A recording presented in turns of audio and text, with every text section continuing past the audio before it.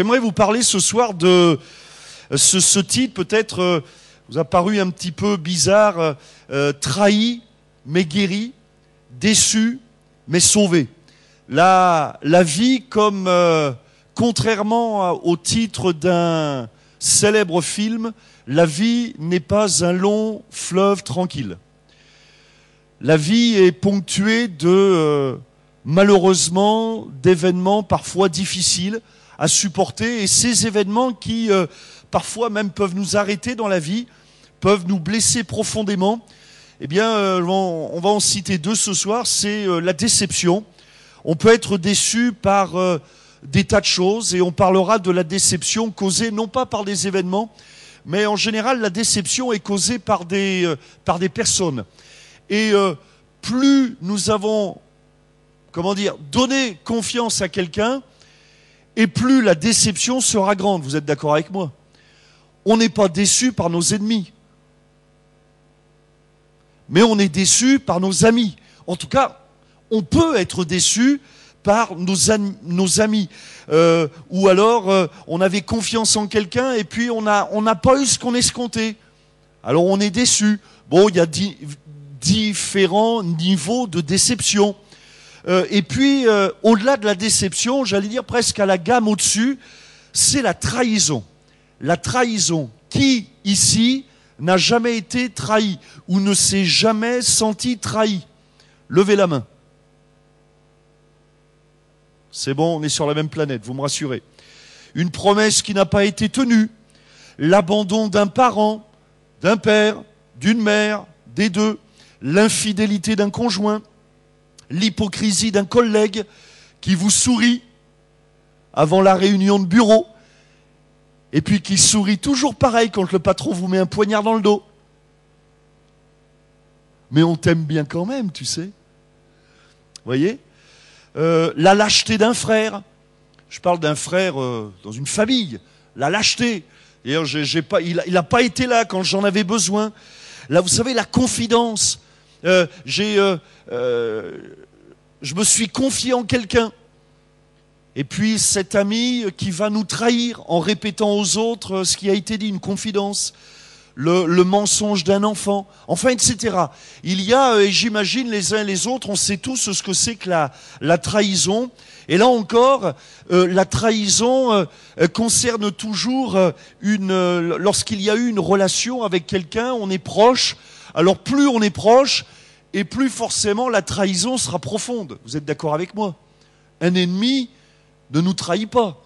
Un ennemi, j'allais dire, lui, il joue son rôle d'ennemi de nous faire du mal. Bon, ben ça va bien. Mais un ami qui fait du mal, c'est comme une trahison.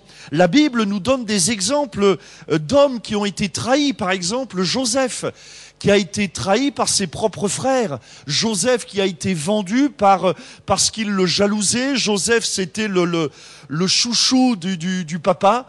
Comme quoi, les parents, faut faire attention quand vous faites du chouchoutisme. C'est pas français? C'est pas grave, vous avez compris ce que ça veut dire. Et là, il y avait un chouchou. Alors ça a provoqué la jalousie. Puis les frères, ses propres frères, ont vendu au Joseph. On peut avoir du mal à imaginer l'état quand même, le traumatisme que ça a provoqué dans le cœur de Joseph. David, trahi par un de ses propres fils, le roi David, trahi par un de ses propres fils, avoir le sentiment d'être trahi. J'ai remarqué que la trahison aussi arrive toujours comme une surprise. On ne peut pas prévoir la trahison. Comme le nom l'indique, une trahison, c'est toujours caché, c'est dans le dos. On ne trahit pas en face. D'ailleurs, ça ne s'appellerait pas la trahison. Mais la trahison, c'est par derrière, trahi. Alors, et puis, on ne se sent jamais trahi par quelqu'un à qui on ne faisait pas confiance. C'est à quelqu'un à qui on faisait confiance, alors on est trahi. Et j'aimerais vous parler ce soir de Jésus. Notre grand modèle, c'est Jésus. Et on verra ensemble que Jésus a été trahi, que Jésus est passé, j'imagine, par des moments de déception, mais que ça n'a jamais arrêté Jésus, ça ne l'a jamais entamé. On a même ce sentiment que ça ne l'a pas blessé. On va lire ensemble deux grandes trahisons. La première, c'est la trahison de Judas. Judas l'Iscariote, vous savez, cet homme qui a vendu Jésus. Voici ce que la Bible nous dit dans Matthieu chapitre 26, verset 14. Matthieu chapitre 26, verset 14. Alors, l'un des 12, appelé Judas Iscariote, alla vers les principaux sacrificateurs et dit : que voulez-vous me donner et je vous le livrerai. Et ils lui payèrent 30 pièces d'argent. Depuis ce moment, il cherchait une occasion favorable pour livrer Jésus. Alors on va arrêter là la lecture pour le moment. Mais voyez bien le contexte. Judas n'est pas n'importe qui. Judas, il fait partie des 12. Il fait partie de la bande à Jésus, des amis de Jésus, des proches de Jésus. Judas, faut quand même le savoir, partageait tous les jours pendant au moins 3 ans et demi la table avec Jésus. Il entendait les enseignements de Jésus. Il a vu les miracles. Il était tous les jours, j'allais dire presque 24 heures sur 24 en compagnie des autres. Il était avec Matthieu, avec Pierre, avec Jacques, avec Jude, avec tous les autres. Judas était là. Et on sait que les 11 autres n'ont pas fait ce qu'a fait ce Judas, ce traître en quelque sorte qui est là, qui est proche de Jésus, qui est l'ami, entre guillemets, en tout cas en apparence, l'ami de Jésus. Et la Bible nous dit, au verset 14, depuis ce moment, il cherchait une occasion favorable pour livrer Jésus. Vous imaginez ? Il était avec Jésus, mais il cherchait une occasion de le vendre, de le livrer, de récupérer de l'argent. Il cherchait l'occasion favorable pour le trahir. Et ça n'a pas loupé. Judas a trahi Jésus. Verset 20 maintenant. Le soir étant venu, il se mit à table avec les 12. Ça lui coupe pas l'appétit, hein. Il est là, il est à table. Pendant qu'il mangeait, il dit, alors c'est Jésus qui parle, « Je vous le dis en vérité, l'un de vous me livrera. » Ils furent profondément attristés. Et chacun se mit à lui dire, « Est-ce moi, Seigneur ?» Il répondit, « Celui qui a mis avec moi la main dans le plat, c'est celui qui me livrera. Le Fils de l'homme s'en va selon ce qui est écrit de lui, mais malheur à l'homme, par qui le Fils de l'homme est livré. Mieux vaudrait pour cet homme qu'il ne fût pas né. » Judas, qui le livrait, prit la parole et dit, « Est-ce moi, Rabbi ?» Jésus lui répondit, « Tu l'as dit. » C'est quand même un dialogue extraordinaire, hein. On a l'impression là qu'on est en pleine science-fiction, hein. Voilà que Jésus est à table avec les 12 et vous vous souvenez de la représentation qu'a fait Léonard de Vinci, hein, du repas de la Seine, voilà. Alors c'est un moment d'intense émotion, etc. Et voilà que Jésus, lui, sait que quelqu'un l'a livré. Il sait. Et la Bible nous dit que quand il le dit, eh bien tout le monde est attristé. En tout cas, ceux qui n'ont pas trahi sont attristés. La Bible nous dit qu'ils sont même profondément attristés. Et ils se posent même la question, mais est-ce que c'est moi ? C'est-à-dire que Matthieu, Jacques, Pierre même, se posent la question, est-ce qu'on a fait quelque chose ? Est-ce que j'ai fait quelque chose ? Jésus, Seigneur, dis-moi, est-ce que je t'ai trahi ? Et finalement, de poser la question, ça trahit, sans jeu de mots, leur bonne foi pour le coup. Eux, ils sont de bonne foi. Et Jésus, regardez les paroles de Jésus. Malheur à l'homme, par qui le Fils de l'homme est livré. Il n'y a pas là une parole de colère. Jésus n'est pas là en train d'essayer de débusquer le renard. Jésus n'agit pas comme un chasseur. J'allais dire d'une certaine manière, Jésus n'agit pas comme la plupart d'entre nous aurions agi. Enfin, je ne sais pas comment vous auriez réagi. Moi, si j'avais été au courant de l'affaire, hein, j'arrive au repas avec mes soi-disant amis, et puis, enfin avec mes amis plutôt, et puis je sais qu'il y en a un là qui m'a vendu, qui m'a trahi. Ben, je ne sais pas, moi j'essaierai de jouer au Cluedo pendant tout le repas, vous voyez. C'est le capitaine Moutarde. Je ne sais pas, je ne les connais pas les autres. C'est avec le couteau dans la salle de bain ou avec la corde dans la cuisine derrière le patio. J'aurais essayé de savoir. Et il y aurait, et je vous le dis honnêtement dans mon cœur, beaucoup de colère. Il y aurait de la colère. D'ailleurs, mais comment ça se fait ? Mais pourquoi? Et pourquoi il me trahit? Et pourquoi il y a quelqu'un qui me trahit d'ailleurs? Qu'est-ce que j'ai fait de mal à ce point-là? Et on voit on ne voit pas plutôt dans le cœur de Jésus de colère. Il n'y a pas de colère. Il n'y a pas non plus d'abattement. La deuxième réaction, ça aurait pu être aussi le fatalisme. Oh, ben quelqu'un va me trahir, de toute façon c'est toujours pareil. C'est comme ça, moi je suis le mouton noir, moi je suis le mouton à 5 pattes, moi je suis Calimero d'ailleurs on m'appelle. Calimero, tout le monde m'a rejeté, je suis tout le temps rejeté, quand je suis né, déjà même mon œuf, voilà. Bon. Mais Jésus, non, on n'est pas fataliste non plus. Mais avez-vous remarqué que Jésus exprime de la compassion vis-à-vis de celui qui est en train de le trahir? Parce que c'est ça qui se passe. Jésus exprime de la compassion. Et il dit, malheur à l'homme, par qui le Fils de l'homme est livré. Mieux vaudrait pour cet homme qu'il ne fût pas né. Et Judas qui le livrait, alors là, Judas, c'est le traître du traître. Lui, Jésus parle quand même. Jésus donne des paroles qui pourraient amener Judas à dire, bon, ok, allez, c'est bon, c'est moi, c'est bon. Mais Judas qui le livrait prit la parole et dit, est-ce moi, Rabbi? Je l'imagine, Judas, vous savez, avec le petit sourire que Léonard de Vinci a peint sur la Joconde. Vous avez remarqué que la Joconde, elle sourit sans sourire? Ben, j'imagine que Judas, ce jour-là, il devait avoir le sourire de la Joconde. Est-ce moi, Rabbi? Et Jésus, tu l'as dit. Alors je ne sais pas ce que les autres disciples n'ont pas dû suivre. La suite du texte nous montre ou alors ils n'ont pas entendu la réponse de Jésus, ou alors ils n'ont pas compris, enfin bref.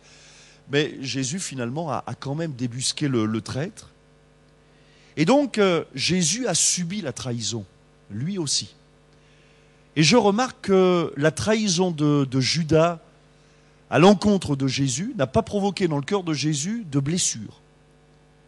Jésus, certainement, est passé parce qu'il a vécu comme un simple homme, a eu des sentiments humains comme vous et moi.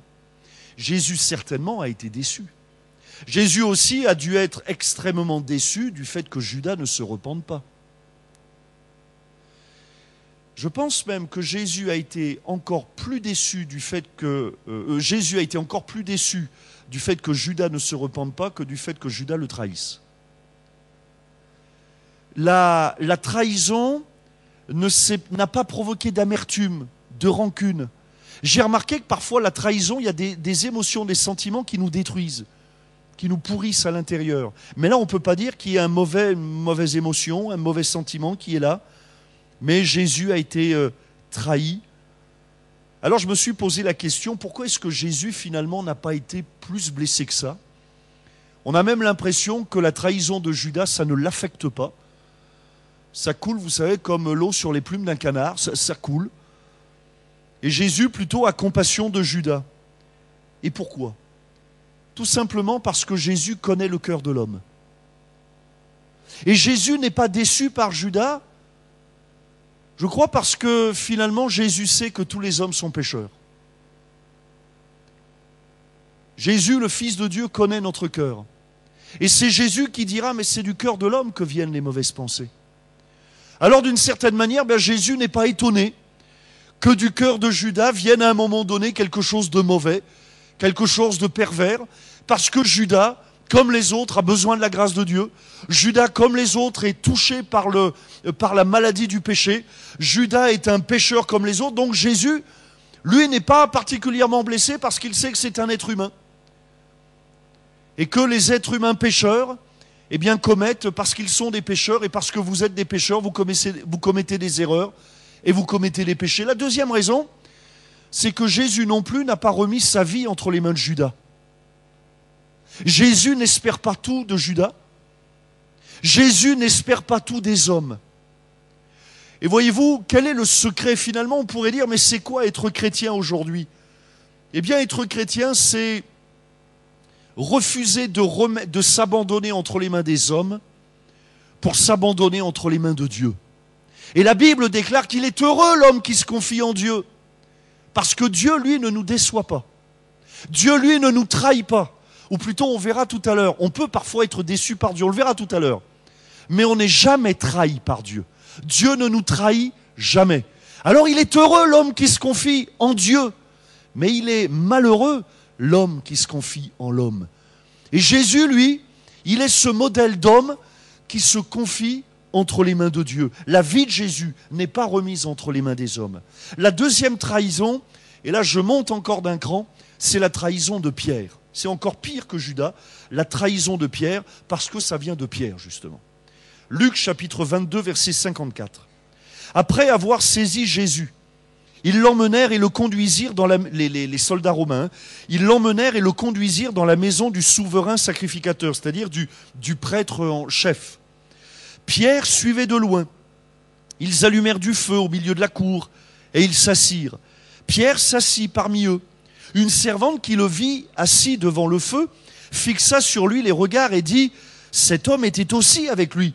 Mais il le nia, disant « Femme, je ne le connais pas ». Peu après, un autre, l'ayant vu, dit « Tu es aussi de ces gens-là ». Et Pierre dit « Homme, je n'en suis pas ». Environ 1 heure plus tard, un autre insistait, disant « Certainement cet homme était aussi avec lui, car il est de Galilée, ou il est galiléen. » Pierre répondit « Homme, je ne sais ce que tu dis. » Au même instant, comme il parlait encore, le coq chanta. Le Seigneur s'étant retourné, regarda Pierre. Et Pierre se souvint de la parole que le Seigneur lui avait dite. Avant que le coq chante aujourd'hui, tu me renieras 3 fois.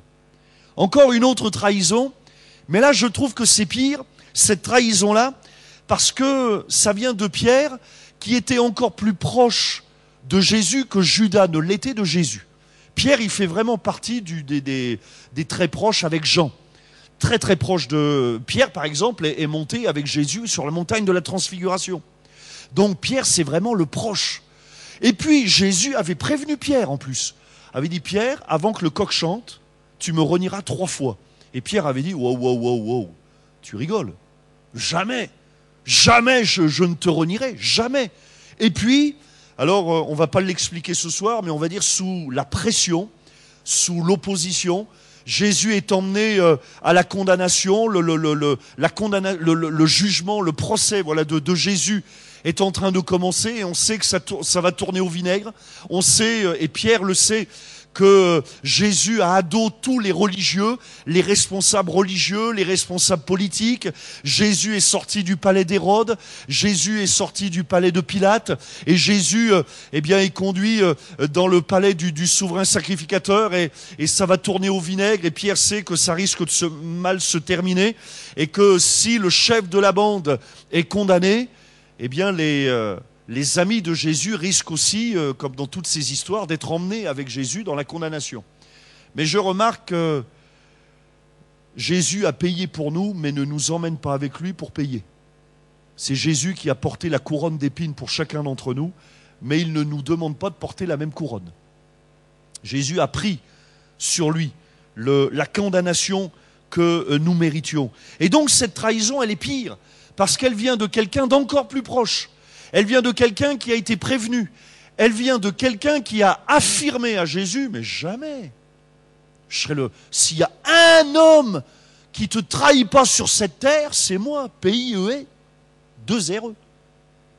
Pierre, c'est moi. Jamais je ne te trahirai. Et il est arrivé ce que Jésus finalement avait prophétisé. Et bien voilà que Pierre va renier Jésus.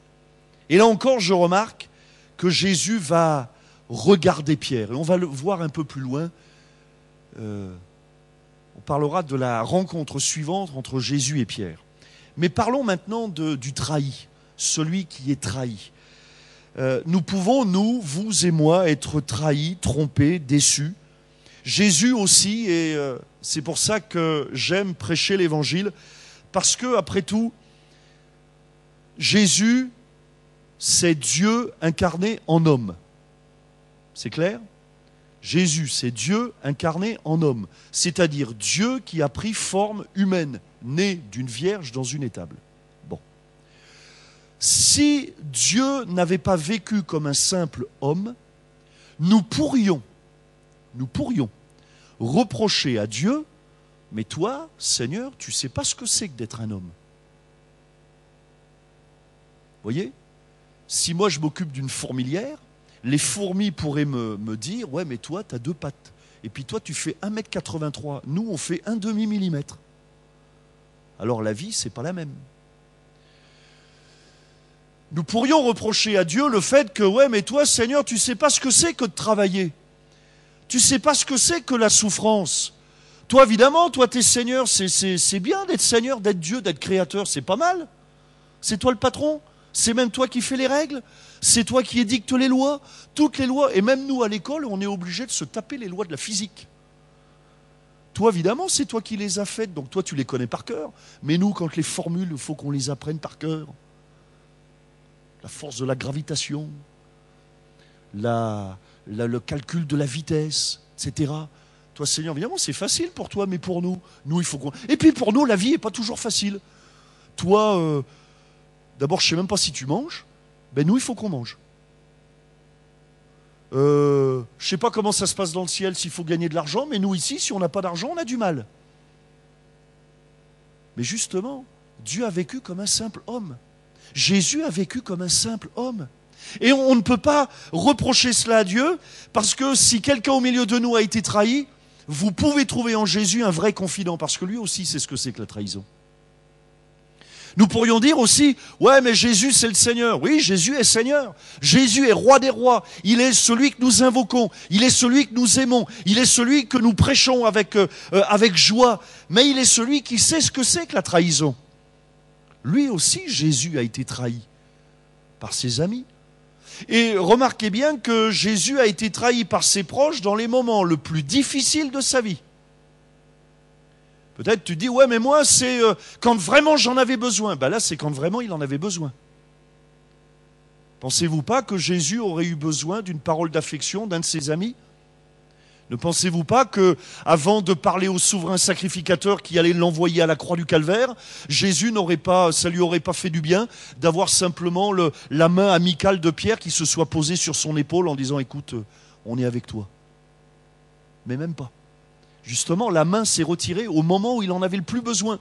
Peut-être c'est ta situation, c'est peut-être ta vie. Eh bien, il y a quelqu'un en qui tu peux te confier, c'est en Dieu.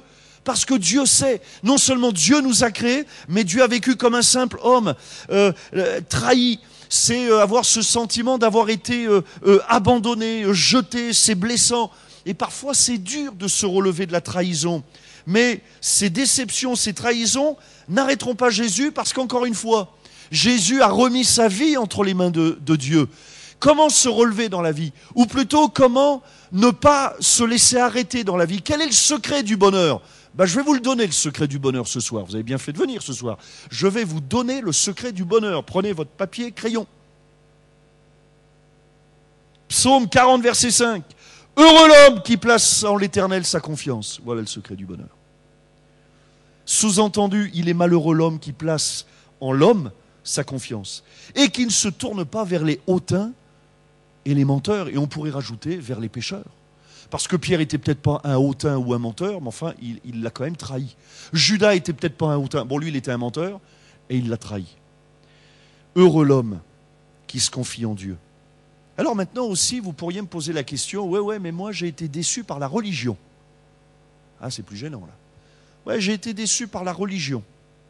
Alors, j'ai un conseil à vous donner. Confiez-vous en Dieu directement, ne passez pas par les saints. Allez au Père directement, priez le Père directement. Et en plus, il n'y a pas de taxe. La religion, ce n'est pas Dieu. Comprenez-moi bien, vous pourrez même, et vous serez même déçus par des hommes et des femmes de religion. Vous serez déçus même par des responsables religieux. Parce que ces responsables religieux sont aussi faibles que vous. Ce soir, ce n'est pas un ange qui vous annonce l'évangile, c'est un homme.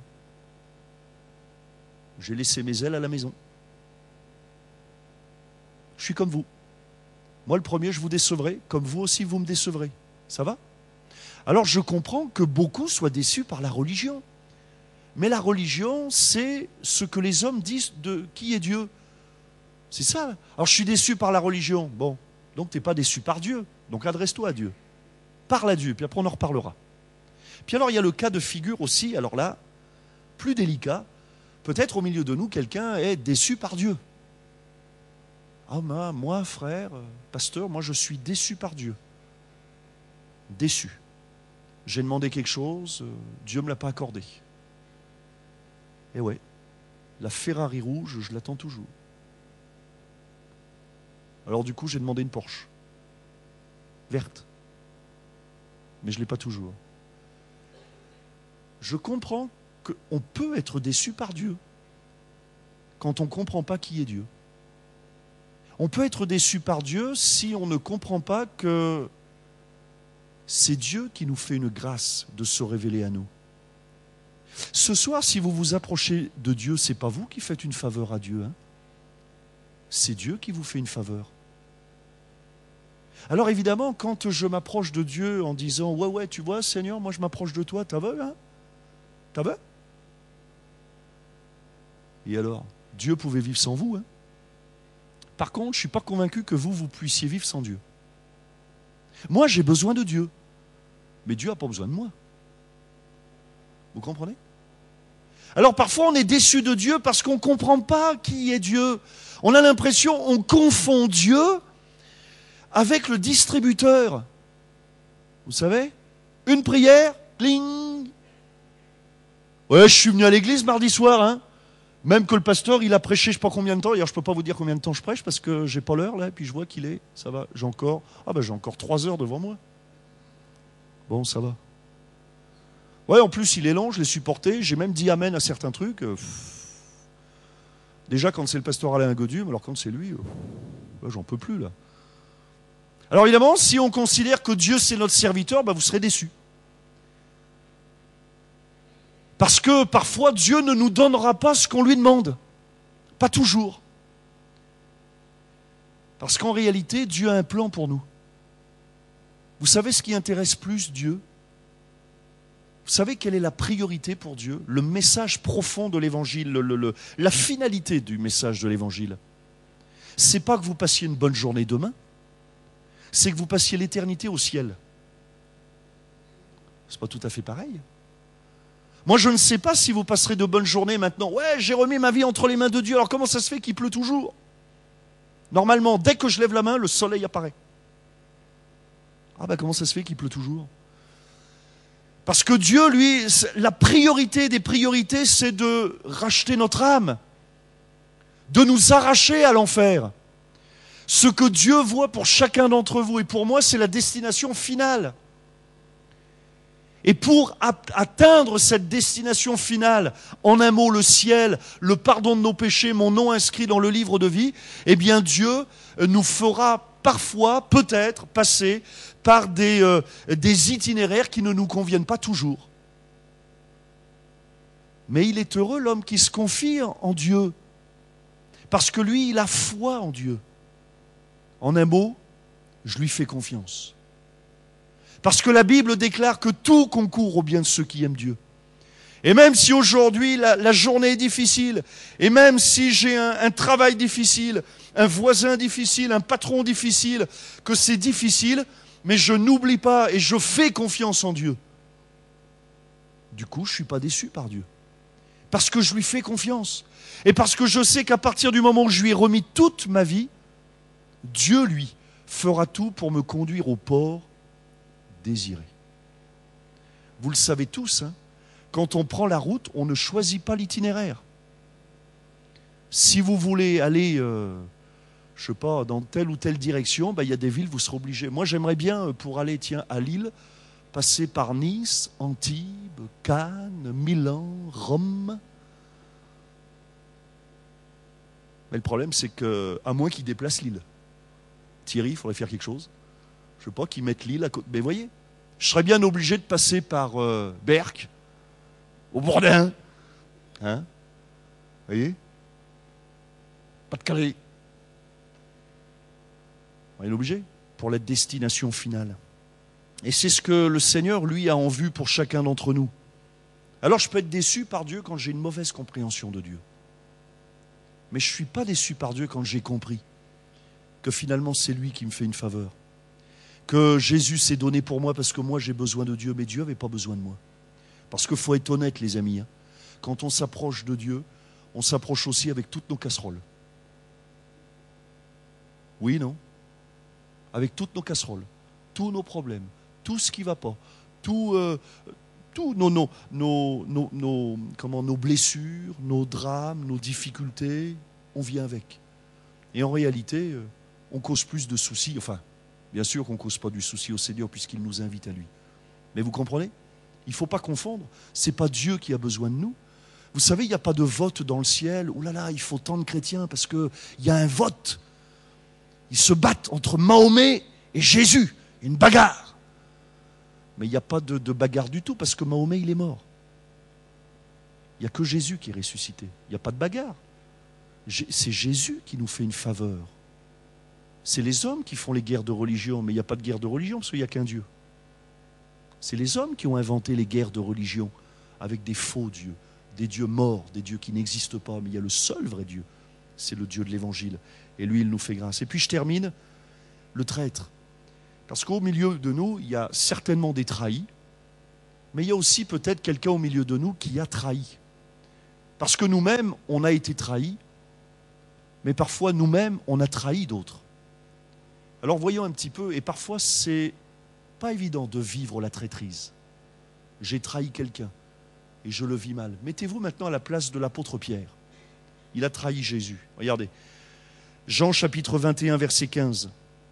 Après qu'ils eurent mangé, donc c'est bien après la résurrection, donc, et puis la crucifixion, la résurrection, et donc la trahison.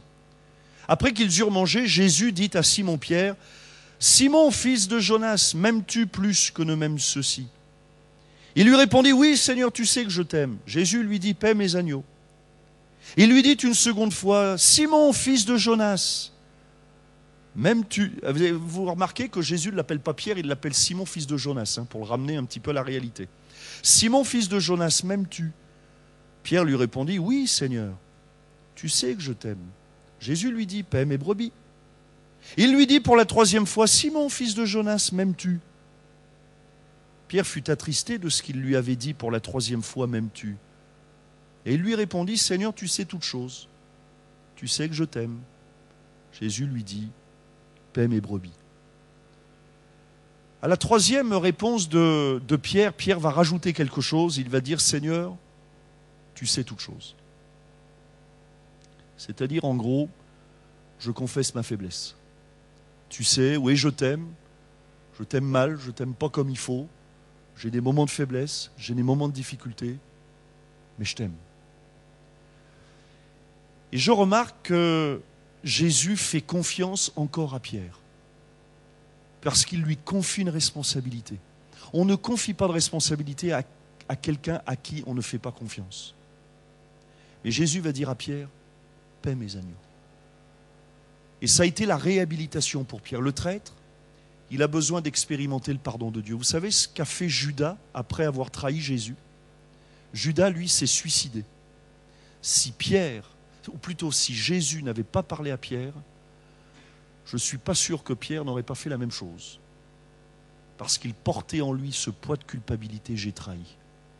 Je suis un traître. Alors nous avons dans ces histoires la clé de la guérison. Comment se sortir? Comment expérimenter la guérison? Eh bien, toute guérison trouve sa source et sa force dans le pardon. La foi en Dieu et le pardon qui vient de Dieu.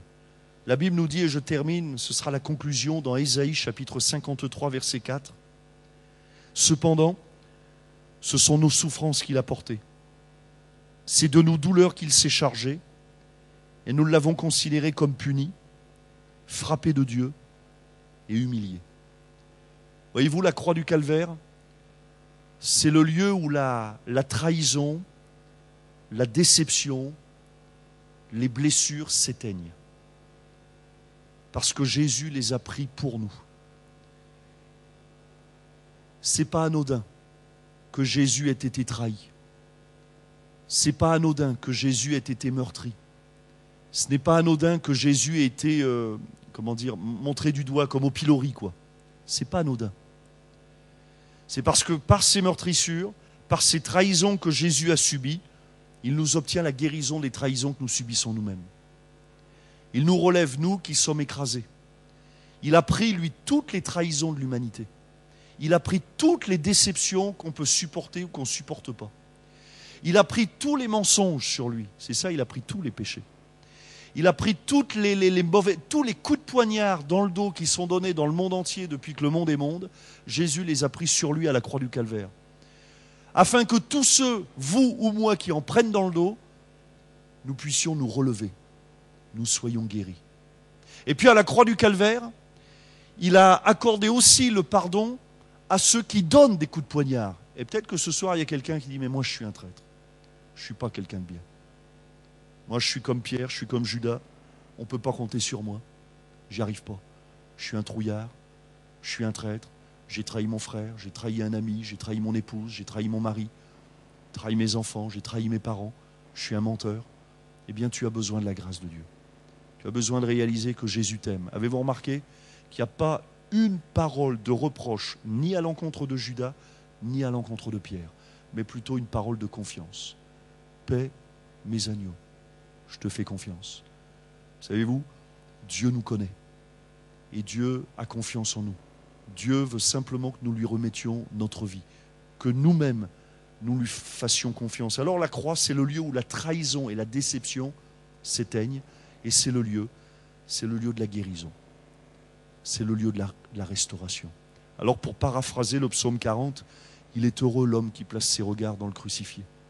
Il est heureux parce que celui-là, il est délivré de toutes ses trahisons et il est délivré du poids de tous ses péchés. Que l'on soit trahi ou traître, c'est à la croix du Calvaire que le problème est réglé. Jésus a versé son sang afin que quiconque croit en lui ne périsse pas, mais qu'il ait la vie éternelle. Il a versé son sang afin que les cœurs brisés soient guéris. Et Pierre, c'est un homme qui a pu repartir, il a pu, comme on dit aujourd'hui, il a rebondi. On dit ça dans le monde des affaires, hein. Il a rebondi. Eh bien, Pierre a rebondi parce que Jésus lui a accordé le pardon. Et Pierre est devenu un meneur d'hommes.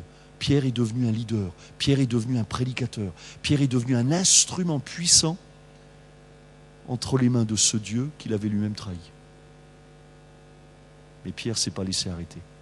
Il s'est laissé relever. Alors ce soir, vous pouvez vous laisser arrêter dans votre vie, par vos déceptions, par les trahisons. Vous pouvez vous laisser arrêter par votre propre péché. Mais vous pouvez aussi, ce soir, vous confier en Dieu et dire « Seigneur, je te bénis parce que je reconnais que ton sang a coulé pour m'accorder le pardon de mes péchés. Je reconnais que ton sang a coulé afin de me guérir de ce qui est cassé, de ce qui est brisé. » Est-ce qu'on peut prier quelques instants?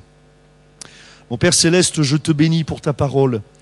Et je te prie, Seigneur, afin que tu étendes ta main sur ce lieu, sur cet auditoire. Je te prie, Seigneur, de guérir les malades, de délivrer celles et ceux qui vivent dans l'angoisse, dans l'anxiété, dans la peur. Je te prie, Seigneur, de guérir les cœurs brisés, cassés, découragés. Tu vois ceux au milieu de nous qui vivent dans des déceptions profondes, ceux qui ont vécu des traumatismes, des drames dans leur passé, ceux qui ont été trahis par des parents, qui ont été abandonnés, qui ont été lâchés, qui ont été jetés à des moments tellement particuliers de leur vie. Je te prie aussi pour les pécheurs au milieu de nous, pour ceux qui vivent dans le mensonge, ceux qui vivent dans la traîtrise, ceux qui sont comme des planches pourries. Et je te prie, Seigneur, afin que tu étendes ta main maintenant, afin que ce sang qui a coulé il y a 2000 ans à la croix du Calvaire ait une efficacité dans cette soirée. Au nom de Jésus. Amen.